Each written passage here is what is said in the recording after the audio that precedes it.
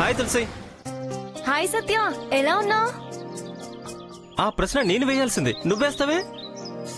నీకు యాక్సిడెంట్ జరిగిందంటగా, ఎలా ఉన్నావు? యాక్సిడెంట్ అయింది, ఆపరేషన్ కూడా అయింది, ఇప్పుడంతా ఓకే. అవును, నా ఫ్రెండ్స్ అంతా వచ్చారు, నువ్వు రాలేదే, ఎలా ఉందని అడుగుతున్నావు? నేను పెళ్లి హడావుడిలో ఉన్నాలే, ఇలా జరిగిందని తర్వాత తెలిసింది. పెళ్లికెళ్ళావా? ఎవరి పెళ్లి? నా పెళ్లే. నీ పెళ్ళా? ఎవరితో? ఎవరితో ఏంటి, నా లవర్తోనే. ఓ కంగ్రాచులేషన్ సత్య. ఇది వాడికి షేక్ హ్యాండ్ ఇస్తుందంటే థ్యాంక్ యూ తులసి. అయినా వాడికి వరలక్ష్మికి లవ్ కదా, దీంతో మాట్లాడుతున్నాడంటే ఛా, దీన్ని లైన్లో పెడుతున్నాడా? అసలే సీనియర్, నమ్మకూడదు అన్నయ్య. చాలా హ్యాపీగా ఉంది సత్య, ప్రేమికులు పెళ్లి చేసుకున్నారు. ఒకసారి నాకు వరలక్ష్మిని చూసి పలకరించాలనుంది, పెళ్లి కూతురిగా అదేం చెప్తుందో వినాలనుంది. దానికే ఉందిలే, ఇప్పుడేరా తీసుకెళ్తా, తను చాలా హ్యాపీగా ఫీల్ అవుతుంది. అయితే పద వెళ్దాం. సరే పద.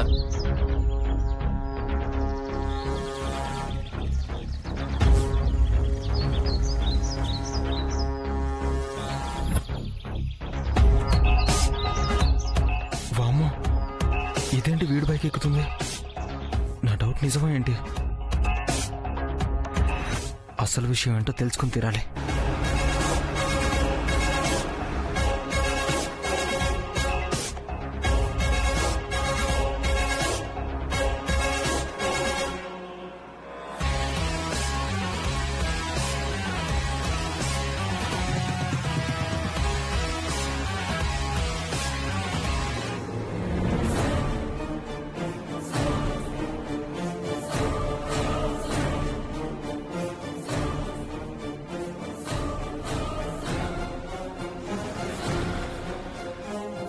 ఇక్కడ పడేంటి? కంగ్రాచులేషన్స్, మీరిద్దరు పెళ్లి చేసుకున్నారట్టుగా. ప్రేమించిన వాడితో పెళ్ళవడం అదృష్టం. ఓ, వీళ్ళకి పెళ్ళైపోయిందా? అందుకే ఇక్కడికి తీసుకొచ్చాడా? ఛా, నేనే అపార్థం చేసుకున్నా. అవును, ప్రేమించినప్పుడు చూసుకున్నట్టే పెళ్లి తర్వాత చూసుకుంటున్నాడా? ఏమైనా తేడా చేస్తున్నాడా? లేదు తులసి, తేడాగా ఏం లేదు, అప్పట్లాగానే, అంతకన్నా ఎక్కువగానే చూస్తున్నారు.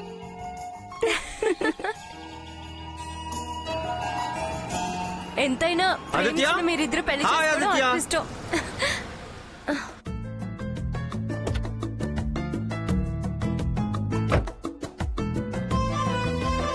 How are you Aditya? I'm fine రా. She's my wife. మేమిద్దరం పెళ్లి చేసుకున్నాం. అవునా?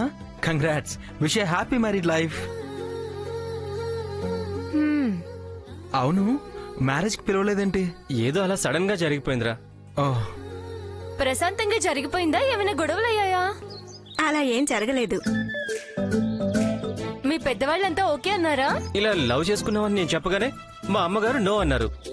వరం తప్ప ఇంకొకరిని పెళ్లి చేసుకోరని తెగేసి చెప్పా. అందుకే సడన్ గా గుళ్ళో పెళ్లి చేసుకుని ఇంటికి తీసుకొచ్చా. వావ్. కానీ ఈ అమ్మాయి మా అమ్మకు బాగా నచ్చింది. అంతా వరలక్ష్మి అదృష్టం. అవును, మీరిద్దరు బావ మరదలంటగా?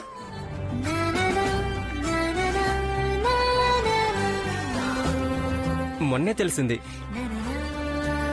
అవును, ఎప్పుడు పాము ముంగిసలా ఉంటారు కదే.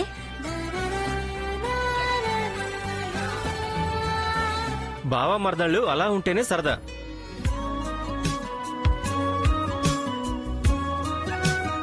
అయినా ఎంతసేపు అని ఇలా బయట నిలబడి మాట్లాడతారు? రండి లోపలికెళ్ళి మాట్లాడుకుందాం. వద్దులే, నేను తర్వాత ఎప్పుడైనా వస్తాను, నాకు కొంచెం పనుంది, వెళ్ళొస్తాను. నేను డ్రాప్ చేస్తాను తులసి. సత్య, ఎదిగోండి, మీ అమ్మగారు పిలుస్తున్నట్టున్నారు, వెళ్ళండి, నేను ఆటోలో వెళ్ళిపోతాను. ఆటో ఏంటి తులసి, ఆదిత్య కారు ఉంది కదా. సర్లే, బాయ్, మీరు వెళ్ళండి. Okay bye. Tulasi, okay, bye. ఓకేరా.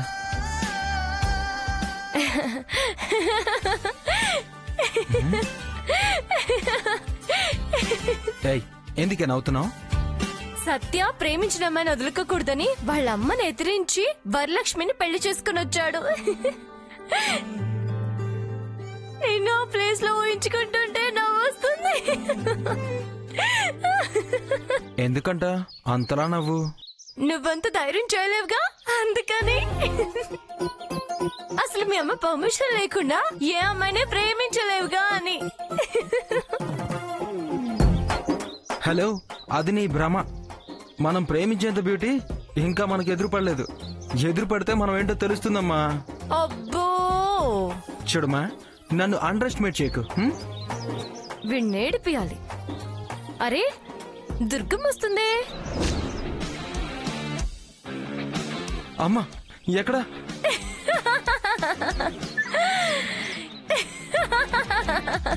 తెలిసింది రోయ్, ఇప్పుడు నువ్వేంటో తెలిసిపోయింది. పోవే. ఏంట్రా నువ్వు సడన్ గా ఇలా మారిపోయావు? మారిపోయానా? దేనికి? ఇలా అయితేనా అంటే ఇంతకు ముందు అంతెత్తున ఎగిరిపోయేవాడివి. ఇంత కామ్గా సర్లే పోవే అంటున్నావంటే నా విషయంలో చాలా కోపం తగ్గించుకున్నట్టు అనిపిస్తుంది. ఏంట్రో ఈ మార్పు? నీలాంటి పూర్ క్రియేచర్ మీద బీపీలు పెంచుకుని హెల్త్ పాడు చేసుకోవడం ఎందుకని కొంచెం తగ్గించా. ఏమన్నా? నేను పూర్ క్రీచరా? నువ్వేరా క్రికెట్ లో పూర్ క్రీచర్వి. ఇలా రియాక్ట్ అయ్యి ఓవర్ చేసావనుకో నాకు కాలుద్ది. వదిలేస్తున్నాను, బతుకు పో. నిన్ను హలో ఓకే. ఏంటి పికిల్స్ ఆర్డర్ వచ్చినట్టుంది? వెళ్ళి పచ్చలు అమ్ముకో.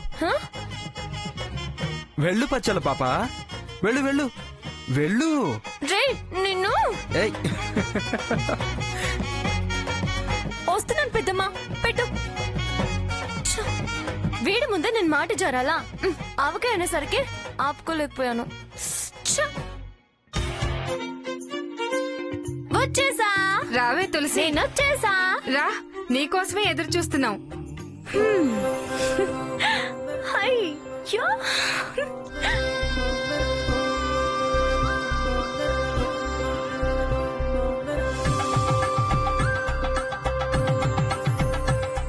నీ చేత్తో చేసిన ఆవకాయ రుచి ఎప్పుడెప్పుడా అని ఎదురు చూస్తున్నాం. ఏముంది పెద్దమ్మా, ఇవాళ కలిపి ఎత్తడం, ఎల్లుండి తిరగ కలిపి నెయ్యేసుకుని లాగించడమే. కాస్త ముక్కలు చిన్నగా తరగండే. కారం తినేసి ముక్కలు పడేస్తారు. పెద్దమ్మా చిన్న చిన్న ముక్కలే కోస్తుందిలే. పిన్ని నువ్వు కాస్త చిన్నగా కోయ్. ఏం పిల్లలు, జీడి మొత్తం శుభ్రంగా క్లీన్ చేయాలి. అలాగే అక్క. రే ఎక్కువగా తినమాకండి. ఎక్కువగా తింటే పాత రైలు ఇంజన్ కూతలే. ఇంట్లోకి దొడ్లోకి పరుగులే పరుగులు, పరుగులే పరుగులు. ఈ వీధంతటికి తులసే హుషారైన పిల్ల. చలాకీగా కూడా ఉంటుంది. ఆట అల్లరి, చిలిపితనం, మంచి మర్యాద అన్నీ ఉన్న పిల్ల.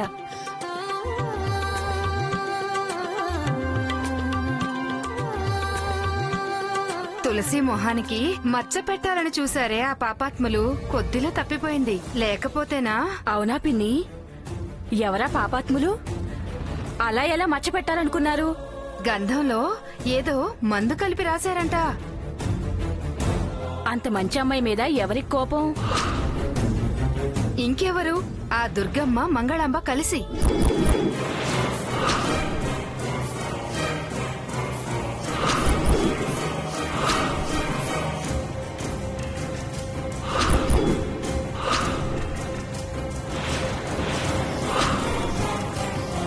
ఆ పార్వతమ్మ మనవరాలకి డబ్బులిచ్చి ఆ ముదనష్టపు పని చేయమని చెప్పారంట. ఈ డబ్బు కక్కుర్తిది సరే అని ఒప్పుకుని డబ్బు పుచ్చుకుని గంధంలో ఆ మంగళాంబ ఇచ్చిన మందు కలిపి రాసిందంట. పాపం పార్వతి భయపడి చెప్పింది.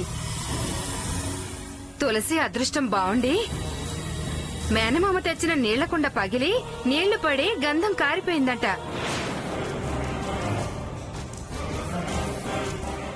లేకపోతే చంద్రబింబం లాంటి మొహం మీద మచ్చపడేది. నువ్వు చెప్పేదంతా నిజమేనా పెద్దమ్మా? చెప్పు పెద్దమ్మా, నిజమేనా? వెళ్ళి దుర్గమ్మతో తగువ పడనంటేనే చెప్తా. పడను, చెప్పు. నా మీద ఒట్టేయ్, లేకపోతే అది నన్ను బయటకు లాగుతుంది. ఇదిగో నీ మీదొట్టు పెద్దమ్మా, తగ్గు పడను. ఏం జరిగిందో నువ్వు క్లియర్ గా చెప్పు.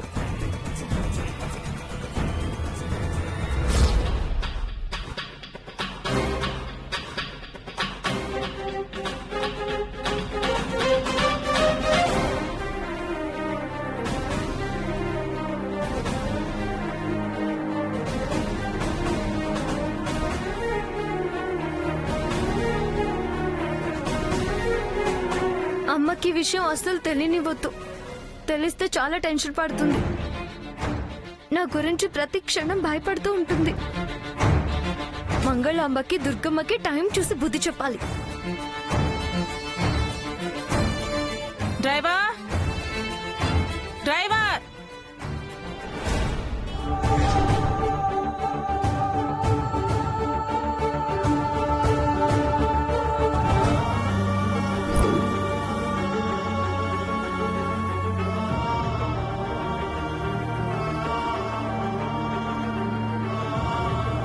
ఏవే తులసి,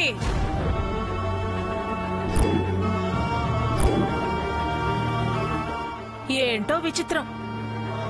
అందరినీ నువ్వు ఎక్కిరించడం ఏడిపించటమే కాని నువ్వు ఏడవటమా? ఎంత వింత! నిన్నేడిపించేవాళ్ళు ఉన్నారా అని ఆశ్చర్యంగా ఉందే. ఎవరే తల్లి వాళ్ళు? చూస్తే చేతులెత్తి మొక్కాలి, సాష్టాంగ నమస్కారం చేయాలమ్మా. అందుకే తాటిని తన్నేవాళ్లుంటే తల తన్నేవాళ్లుంటారు అని అన్నారెవరో. మనం జనాలని మొడితే దేవుడు మనల్ని మొడతాడు. మహాతల్లి, వాళ్ళకి మొక్కి పుణ్యం మూటగట్టుకో. జన్మ జన్మలు తీరద్దు గాని, చరిత్రలో శాశ్వతంగా మిగిలిపోదు గాని. నా ఏడుపుకి అర్థం ఉంది, ముగింపు ఉంటుంది. నీ ఏడుపుకే దారుండదు.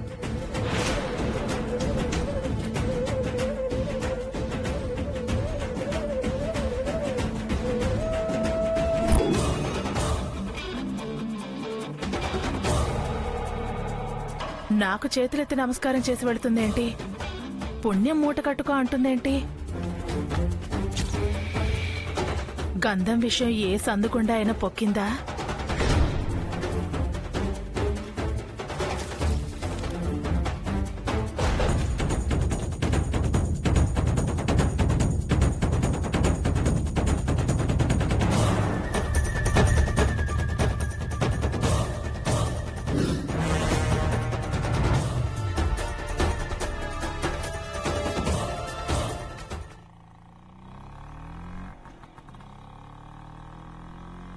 ఆ తులసి ఎంత అదృష్టవంతురాలో!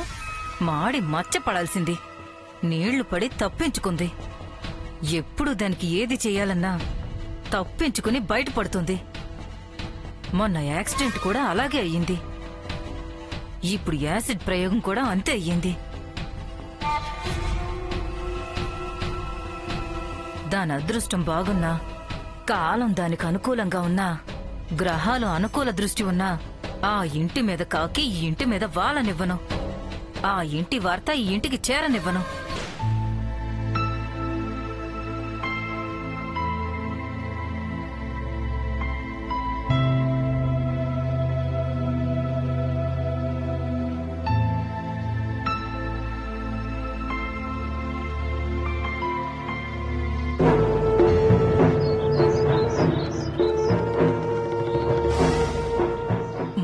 ప్రియాని పలకరించేద్దాం.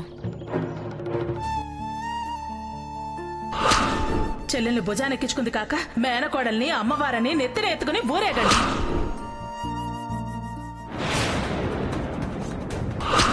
మీరు మీ వాళ్లే ఊరేగండి.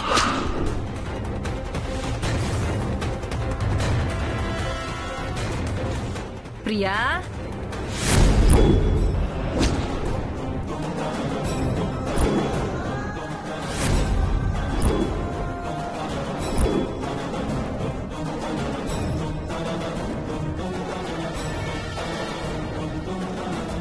దీని పరధ్యానం పాడుకాను. కొంగు అంటుకుంది కూడా తెలియడం లేదా దీనికి? హ్మ్. పిలిచి మంట నలిచి నా చేతులు కాల్చుకోవడం ఎందుకు? పోని ముందు కొంగు తర్వాత కొప్పు అంటుకుని మాడి మసైపోని. ఇది బతికుంటే నేను భయపడుతూ చావాలి, పోతేనే పీడ వదిలిపోతుంది. పోని ముందు కొంగు తర్వాత కొప్పు అంటుకుని మాడి మసైపోని. ఇది బతికుంటే నేను భయపడుతూ చావాలి, పోతేనే పీడ వదిలిపోతుంది. ఉంటే ఆస్తి రాయించుకున్న విషయం అన్నయ్య అంటూ ఎప్పుడో అప్పుడు చెప్పకపోదు. ఆ ప్రసాదు దుర్గన తన్ని నిజం కక్కిస్తే నా పేరు బయటపడక పోదు. రాజగ్గైనా తలగురివి పెట్టక మాన్రు. ఇది పూడిదైపోతే నిజం సమాధైపోతుంది. నేను ప్రశాంతంగా బతకొచ్చు. ఇది పోతే ఇక్కడుండలేక సాంబయ్య బచానా ఎత్తేస్తాడు. అప్పుడు దుర్గకి తులసి టెన్షన్ ఉండదు. ఓ బయ్య లాభం. అమ్మయ్యా, అసలు నేనేం చూడలేదు.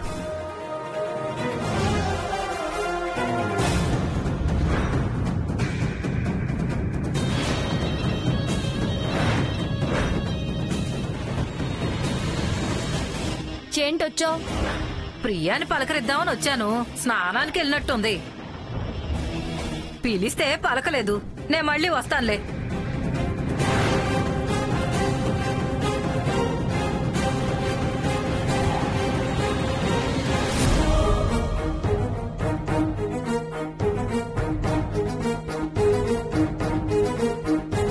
ఏదో కాలని వాసన వస్తుంది.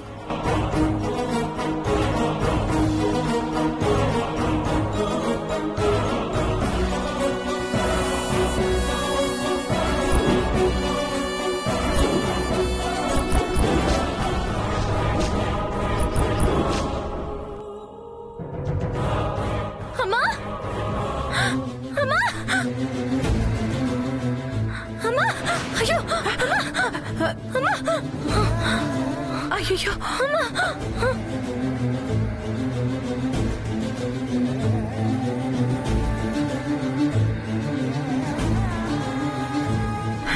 ఏంటమ్మా, ఏంటమ్మా ఇది? ఏదో ఆలోచిస్తూ ఉండిపోయానే, చూసుకోలేదు. ఏం ఆలోచనలమ్మా? అన్యాయం అయిపోయేదాన్వి. దేని గురించమ్మా అంత ఆలోచన? ఎందుకంత పరధ్యానం నీకు? కాసేపు అయి ఉంటే ఎంత ఘోరం జరిగిపోయి ఉండేది. దేవుడు మనకు అన్యాయం చేయడమ్మా, ఊరుకో. దుర్మార్గులు దుర్మార్గులుగానే ఉంటారు. వాళ్ళ గురించి ఆలోచించి మనం మన ప్రాణాల మీదకి తెచ్చుకుంటే ఎలా? సమయానికి నేను రాకపోయి ఉంటే నేను తల్లిలేందాను అయ్యేదాన్ని.